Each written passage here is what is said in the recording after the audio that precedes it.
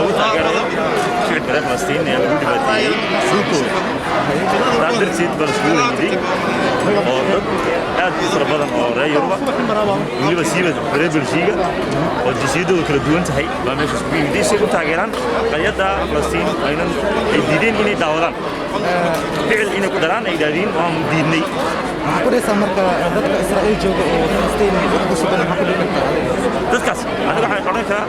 qof kasta meeshiisa waddankiisa hadduu nabadgelyo ku deganaado waa ta ugu fiican qof kastana waddankiisa iyo xuduuddiisa nabadgelyo ku deganaado calankiisana aw sharaf ku hooseexdo Israa'iilna calan bay leedahay dhul bay leedahay Falastiinna dhul bay leedahay calan bay leedahay ninkastaba meeshiisii nabadgelyaha ku joogo